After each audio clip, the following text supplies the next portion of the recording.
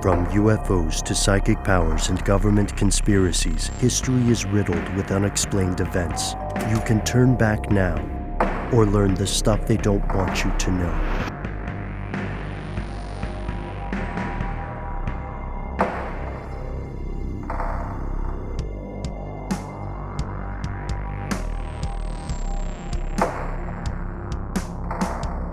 First, with a disclaimer, the very first part of this week's segment may be graphic. It may not be appropriate for all listeners. If that is the case, don't worry. You can speed past. We have more stuff ahead, but we want to give you that heads up always when we're touching subjects of a sensitive nature. In terms of like good stuff, levity, I wanted to say, I don't know if you guys saw it, but justice has been done in that great maple syrup heist. They caught the guy. He's got to repay millions. Yeah. Yeah. Thank God. Wow. That was a real sticky situation. Mm-hmm. It sure was. Good Lord. Sorry. Well, hey, just one other piece of levity here, except for one person, it's levity, and maybe their family. There was a teenager that was recently arrested because he posted a ton of photos and videos of himself online with weapons, just a ton of weapons, a ton of marijuana and different types of cannabis, and a ton of just straight cash, and was just posting pictures of himself bragging about it. And he got pulled over because some local police kind of noticed his presence and just found him. Wait, like on the internet? Like they saw his photo shoot and they were like, this guy's sus, we're going to follow him around? I mean, and he's clearly the pictures are pretty telling. Yeah. Oh, yes. No, I mean, I know the type. I know the style. It's definitely a genre. It's just a warning to everybody. Just, think before you post with your automatic or just regular weapons and drugs and money. Okay. Yes. Don't keep it in the Social car media with you. literacy is a Riding around. huge deal. Yeah. And try to have a little bit of OPSEC. Also, the last piece of levity I'll add is it looks like the 4-day work week is increasingly becoming true. So why are we telling you all this good news, folks? Because we want to avoid things being absolutely grim all the time. But there are very important things we have to talk about. We're going to talk about the world population. We're going to talk a little bit about the birds and the bees. We're going to set off with something that is maybe not necessarily unexpected to a lot of us in the audience, but has gripped the world, the Western world especially, of late. It seems that Russia is currently in an information war, specifically over the growing, overwhelming evidence of war crimes. Yeah, and I brought this one to the table for today, but it's really something that has touched all of us, that we're all looking into and keeping up with, and it was just something I thought was worth discussing, in the early stages. I think first and foremost, it's important to note that Russia's advance, towards the government seat of Kiev in Ukraine, it's not going so well. It seems like, that things are not going to plan. They've had to relinquish some areas and some territories that they held. They've been kind of forced out and have had to retreat. And what is now being discovered in areas that they once held, the Russian military once held, are growing signs of war crimes and atrocities.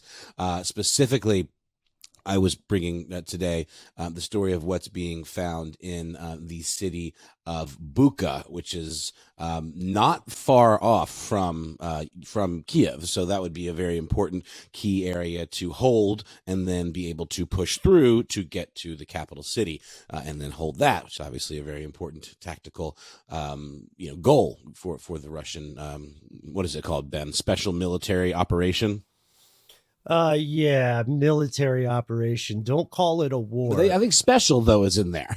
Pretty sure special is in there. Well, what isn't special, But I'm glad you're pointing this out, especially how close Bucha is. It's only about 30 kilometers northwest of the capital, and it's nowhere near the only place where these atrocities are occurring. Heads up, if there's interest in this is a full episode for us in the future as the fog of war lifts.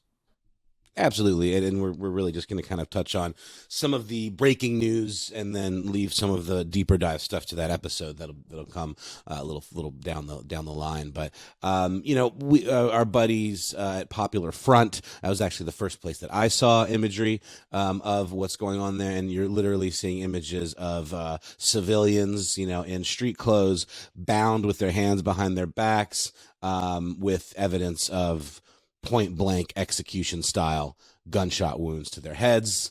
There are signs of mass graves with, half poorly buried bodies, where you can just see like an arm coming up out of what looks basically like a sand pit. We have just alleys littered with more of these, bound bodies. And we've seen video evidence of there's a tactical road that from now I'm blanking on the name of it. Ben, you might be able to help me, but there's a very important road that leads to between two cities, and the Russians have kind of had to relinquish their hold on this location as well. But there is a video of Ukrainian civilians, I believe this is from some drone footage, fleeing this area in their cars and then getting out and raising their hands over their heads and then just being shot down. And it was a man and his wife who were traveling with their small child, who were both executed by Russian tank fire, if I'm not mistaken. There's a tank involved. So as Matt mentioned to me, to both of us and you as well, Ben, off the air, there are also some really terrible tactics being used in terms of coercion, in terms of interrogation. We are seeing evidence of torture and mutilation in some of these bodies, but also a component of sexual violence. Yes, which is all of those things, especially the last one you mentioned, sexual violence, are far too common when it comes to militaries moving from one place to another, especially when there's a move out of a certain area. Mm-hmm. We see that very commonly, and at least we're seeing a lot of reporting coming out of Ukraine right now that are giving us details about this kind of terrible thing. Yeah, this is one of the things. There's a reason the term raping and pillaging is such a common term. Yeah, when it comes to sacking of cities. Yeah, this is one of the things that led the Secretary of State, Anthony Blinken, to explicitly say on March 23rd, not too long ago, that the U.S. has determined Russia committed war crimes. So these are not all just on the street reporters doing fantastic work like Popular Front or Bellingcat. It's important to note that state powers have dug into this and made the same conclusions. And Matt, I would just say that unfortunately, sexual violence is often a regular occurrence. It's one of the primary war crimes that occurs. And it doesn't just happen when people are withdrawing. It happens when forces are going in. It happens when they were occupying. And it does not matter which army you're discussing. They've all have this terrible shadow upon their reputations. And the problem is that this stuff is not set to stop, but there's such tight information control over what the domestic Russian media is allowed to say and what the domestic Russian population is allowed to see. I can virtually guarantee you that many people in that country have a very different level of access to information about what's going on here in Ukraine. Well, and the most terrifying part of it in terms of information control, I mean, it really does start to have like echoes of, 1984, for example. There's this Reuters article that I was reading by Simon Gardner. In Ukrainian street, a corpse with hands bound and a bullet wound to the head is the name of the article. And every time Simon reports on one of these findings, by Reuters reporters, there is a separate breakaway sentence that Reuters was not able to independently verify who was responsible for killing the dead residents, which is true. We did not see a Russian soldier executing these individuals. And Russia's defense ministry is, I don't know, kind of gaslighting the world, in my opinion, in making a statement Sunday saying, during the time that Russian armed forces were in control of this settlement, referring to Bucha, not a single local resident suffered from any violent actions.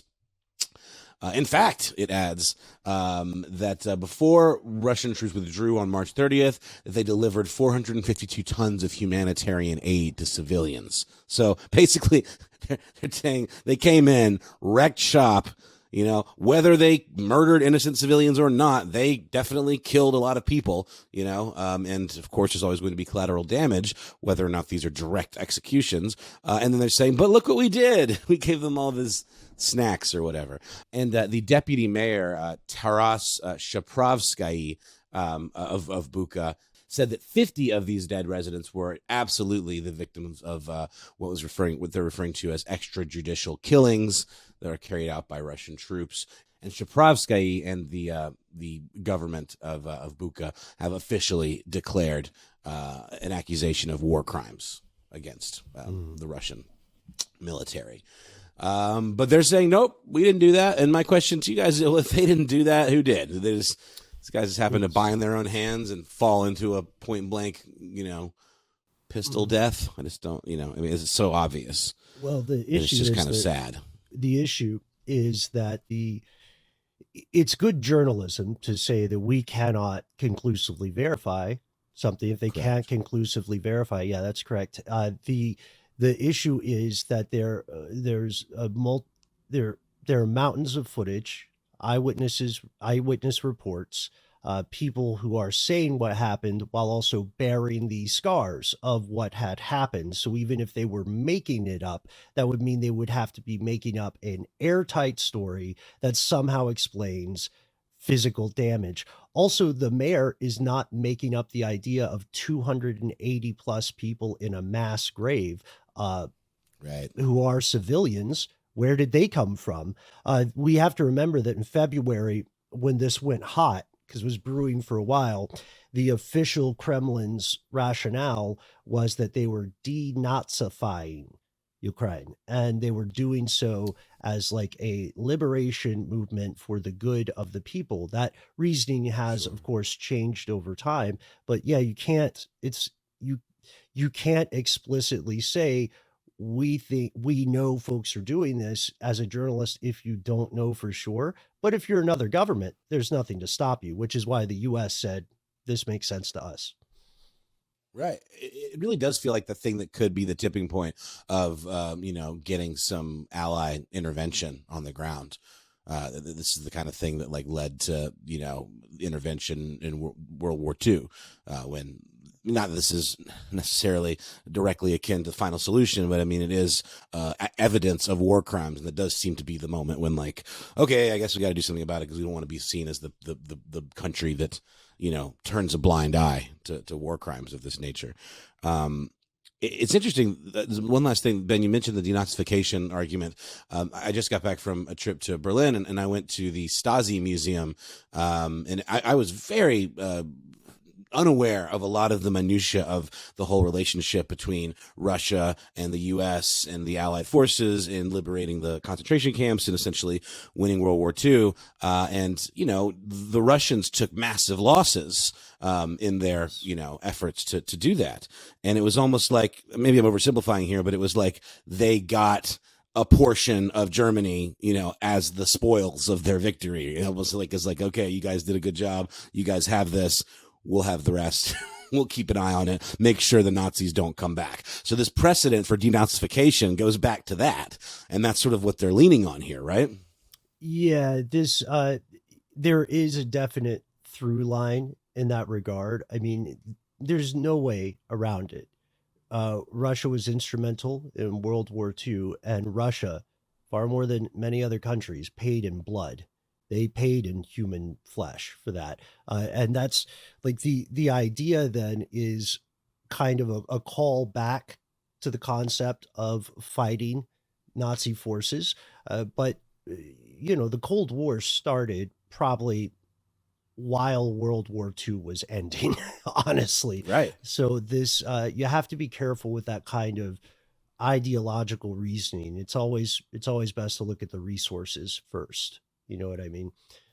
Well, there's also an interesting thing here. We use the term Nazification because we've got a single regime that was bent on, grabbing world power, right? I think there can still be danger of a regime or group or set of groups, bent on some kind of global power, the same way that the Nazi regime would have, that doesn't, go around wearing the garb of a Nazi or anything, Right. anything. Yeah, exactly.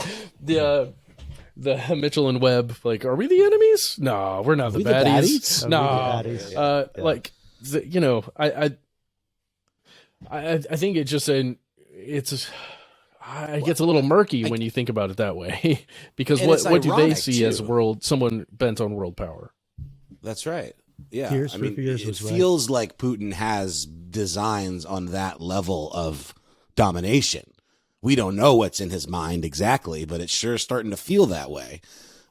In the same way, maybe in the early days of Hitler's, push for world dominance, it maybe, was a slow burn, but then you keep pushing, and then all of a sudden there's all this stuff that's been happening that nobody knows about. You never know. Well, the difference, just I don't know. The parallels and echoes are very creepy to me. Yeah, true. But I would posit there are two differences. Well, there's one very big difference between Putin and Hitler, and that's Hitler was an opportunist who was a very, very bad military strategist. Like, he was not good at it. Putin in his heyday was quite talented. However, at this point, and they have, again, many, many other differences, but at this point, it's important to acknowledge that there is a non-zero likelihood that Putin himself is not getting the full reality of the situation from the people who are reporting to him up the chain of command. He might not have full visibility on what's happening. And that would explain a lot. And, it goes back into the longstanding speculation about his mental and physical health. Obviously, he's been pretty threatening to people in his command structure. And it might be an environment where you get kicked out or worse for being the bearer of bad news, which inevitably only leads to more chaos.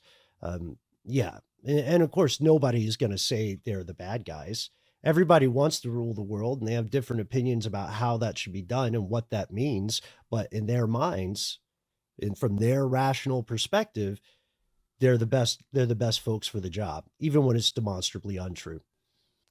Does everyone really want to rule the world? It seems like an awful lot of responsibility and a lot of that was the thing I learned too about the DDR is it got to a point where they just couldn't, they let the wall come down because they couldn't afford it anymore. Mm-hmm. And I think it happened in a press conference where the DDR spokesperson was like, yeah, we're going to give up this vassal state or whatever. And the reporters were like, well, when? He's like, well, now. And it was literally because they couldn't carry the weight of it financially anymore to keep all of this information, hoarding and surveillance and all that stuff going. I mean, it had insane bureaucracy associated with all that stuff. It just seems like, why? If you're happy and you've got, your little piece of the world, why do you need to have everybody else's? It just seems like, I don't know. I know it's resources. I know it's a lot of things. I'm being a little naive, but I just don't quite get it. A lot of it seems to be based around things like ego and posturing. Not even like a lot of these decisions Putin's making seem to be very based on some very misguided kind of ideological weirdness and potentially some kind of sundowning stuff going on as well. Yeah, there are a couple of books. We only named one on air, but there are a couple of books that have been instrumental in shaping those sorts of worldviews. And sometimes, after a certain point, if money doesn't matter to you, if you feel like you've got enough prestige, you start thinking about a legacy. And that's where it gets dangerous, when someone's, not in it for the money anymore. And we may be looking at a situation like that. I have a chunk of the Berlin Wall. No way. Yes, wait, Ted. Yeah. Cool. There's a room I remember where it the happening. light won't find you. But I would be interested, for us to do an episode, not just on war crimes here specifically, but on what qualifies as a war crime, because the international legal understanding of this is a little bit different, I think, than what we would normally call war crimes. Right. And it, but these, I think we can all agree that tying up a civilian and shooting them point blank in the head would classify as a war crime. Oh yeah, 100%. Mm-hmm. Mm-hmm. Well, with that, we're going to keep an eye on this story and plenty of stuff to watch develop and do a whole episode on this. It's going to have, I think, a lot of really interesting historical precedents, and based on just this little 15-minute chat right here. So I'm really looking forward to that. Even though it'll be dark and heavy, I think it's really important to talk about because we literally are living through history every single day. It just seems to get weirder and weirder as we go along. But we're going to take a quick break and then come back with some more strange news.